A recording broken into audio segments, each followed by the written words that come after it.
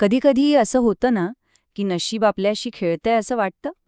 एक दिवस सगळं काही छान असतं, तर दुसऱ्या दिवशी सगळंच बिघडलेलं. आज आपण एका शेतकऱ्याच्या जुन्या गोष्टीतून एक असा जबरदस्त मंत्र शिकणार आहोत, जो या नशिबाच्या खेळाला समजून घ्यायला आपल्याला मदत करेल. अरे, नोकरी गेली, किती वाईट झालं. लॉटरी लागली, वाह काय नशीब. आपण किती सहजपणे प्रत्येक गोष्टीवर असा चांगला किंवा वाईट हा शिक्का मारतो, नाही का? पण खरंच कोणतीही घटना फक्त चांगली किंवा वाईट असते का? की ही फक्त आपलीच एक घाईची प्रतिक्रिया असते? तर गंमत अशी आहे की आपल्या सगळ्यांच्या मनातनं एक छोटासा जज बसलेला असतो.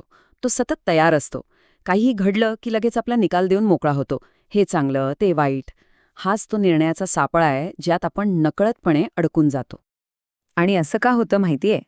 कारण आपण आयुष्याच्या पुस्तकाचं फक्त एक पान वाचून संपूर्ण कथेबद्दल अंदाज बांधायला जातो. आपल्याला पुढच्या पानावर काय लिहिलंय याची कल्पनाच नसते. त्यामुळे जे आज संकट वाटतं तेच उद्या आशीर्वाद ठरू शकतं. संकट आलं की आपल्या मनात पहिला विचार कोणता येतो? हाच, आता सगळं संपलं, ह्याच्यापेक्षा वाईट तर काहीच होऊ शकत नाही.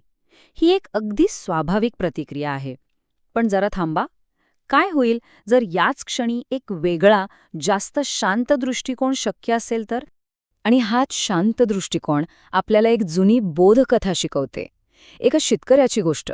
चला, त्याच्या या रहस्यमय शहाणपणाची ओळख करून घेऊया. तर गोष्ट आहे एका छोट्याशा गावातली. तिथे एक साधा-सुधा शेतकरी राहायचा.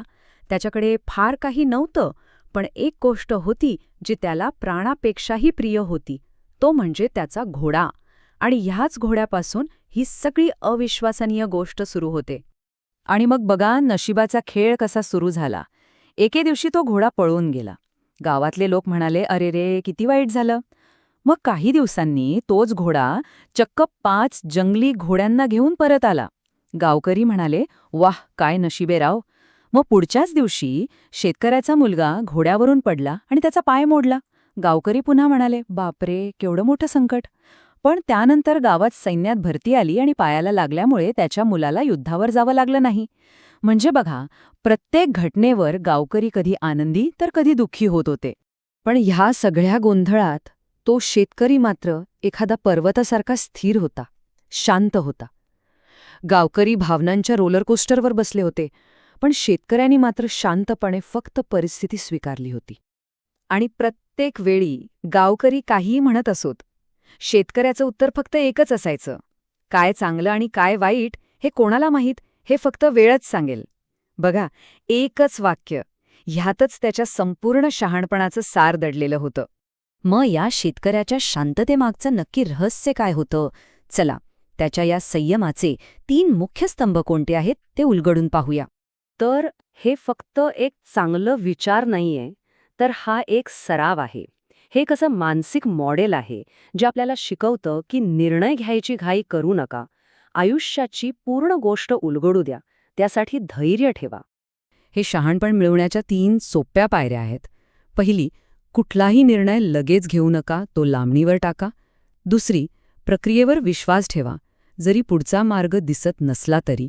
आणि तिसरी, संतुलन साधा, म्हणजे चांगल्या काळात जास्त हुरडून जाऊ नका आणि वाईट काळात आशा सोडू नका. पण ही तर झाली जुनी गोष्ट. आजच्या आपल्या धावपळीच्या जीवनात हे कसं उपयोगी पडेल? चला पाहूया हे प्राचीन शहाणपण आपल्या आजच्या समस्यांवर आपण कसं लागू करू शकतो. जरा विचार करा, नोकरी गमावणं हे एक संकट वाटू शकतं, बरोबर? पण कदाचित तीच घटना एका नव्या आणि अधिक चांगल्या करिअरची संधी ठरू शकते.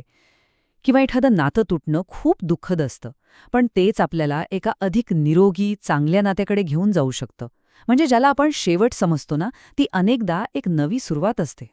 म्हणजे बघा, कधीकधी आयुष्याला आपल्याला एका वेगळ्या रस्त्यावर ढकलायचं असतं, जो आपण स्वतः कधीच निवडला नसता. आणि त्यासाठी संकट हे फक्त एक निमित्त मात्र ठरतं. तर मग या सगळ्याचा अंतिम अर्थ काय? या कथेचा सर्वात शक्तिशाली संदेश आता आपल्या समोर येतोय. ही उपमा किती सुंदर आहे नाही का? आयुष्य हे एका प्रकरणाचं नाही, तर ते एक संपूर्ण पुस्तक आहे.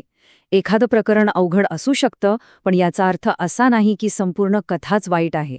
पुढच्या पानावर काय लिहिलंय हे आपल्याला माहीत नसतं. तर मग यातून लक्षात काय ठेवायचं? 1. खूप लवकर आनंद साजरा करू नका. 2. खूप जास्त दुःखही करत बसू नका. आणि 3. नेहमी लक्षात ठेवा की संपूर्ण चित्र म्हणजे द बिगर पिक्चर हे आपण आज पाहत असलेल्या दृश्यापेक्षा खूप मोठं आहे. तर जाता जाता एक प्रश्न. आपल्या आयुष्यात असं कोणतं प्रकरण आहे ज्याला आपण संकट असं नाव दिलं आहे? कदाचित आज या शेतकऱ्याच्या नजरेतून पाहिल्यास त्याला एक नवीन, अधिक आशादायक नाव देण्याची वेळ आलीय.